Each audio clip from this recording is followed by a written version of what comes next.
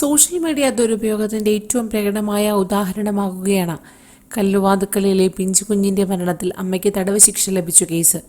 ജനിച്ച ഉടനെ നവജാത ശിശുവിനെ കരയിലിൽ ഉപേക്ഷിച്ചതിനെ തുടർന്ന് കുഞ്ഞു മരിച്ച കേസിലാണ് അമ്മയായ രേഷ്മയ്ക്ക് 10 വർഷം തടവും 50,000 രൂപ പിഴയും കോടതി വിധിച്ചത്.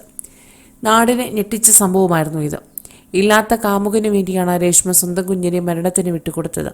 2021 ജനുവരി 5-നാണ് പ്രതി വീടിന് പിന്നിലെ റബ്ബർ തോട്ടത്തിൽ കുഞ്ഞിനെ ഉപേക്ഷിച്ചത്.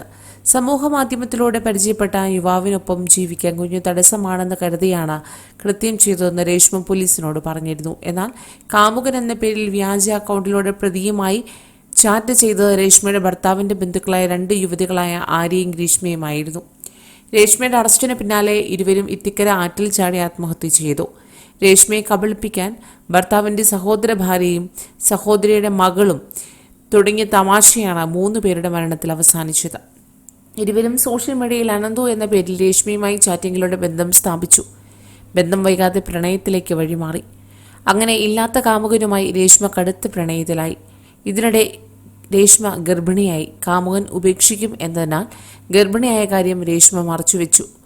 കളി കൈവിട്ടു പോയിട്ടും അനന്തവിന്റെ ഐഡന്റിറ്റി വെളിപ്പെടുത്താനും രേഷ്മയെ കാര്യങ്ങൾ ബോധ്യപ്പെടുത്താനും വ്യാജ ഐഡിയിലൂടെ ചാറ്റ് ചെയ്ത ബന്ധുക്കൾക്ക് കഴിഞ്ഞില്ല. പ്രസവിച്ചാൽ സ്വീകരിക്കില്ലെന്ന് കാമുകൻ മുൻപ് പറഞ്ഞതിനാൽ രേഷ്മ ഗർഭം മറച്ചുവെക്കുകയും പ്രസവിച്ചതിന് പിന്നാലെ കുഞ്ഞിനെ ഉപേക്ഷിക്കുകയും ചെയ്തു. ശൗചാലയത്തിലാണ് രേഷ്മ കുഞ്ഞിനെ പ്രസവിച്ചത്. കുഞ്ഞിന്റെ മൃതദേഹം ലഭിച്ചതോടെ പോലീസ് അന്വേഷണം തുടങ്ങി. പ്രദേശത്തെ 21 പേരുടെ DNA ശേഖരിച്ച് നടത്തിയ പരിശോധനയിൽ കുഞ്ഞ് രേഷ്മയുടെയും വിഷ്ണുവിൻ്റേതാണെന്ന് തെളിഞ്ഞു. സംഭവം കൈവിട്ടതോടെ സഹോദര ഭാര്യയും സഹോദരിയുടെ മകളും ഇത്തിക്കരയാറ്റിൽ ചാടി ജീവനെടുക്കുകയും ചെയ്തു. ഇതിന് പിന്നാലെയാണ് ഇപ്പോൾ ഈ കേസിൽ 10 വർഷത്തെ തടവ് ശിക്ഷ ഈ അമ്മയ്ക്ക് ലഭിച്ചിരിക്കുന്നത്. കൂടുതൽ വാർത്തകൾക്കായി ഈ ചാനൽ സബ്സ്ക്രൈബ് ചെയ്യുക.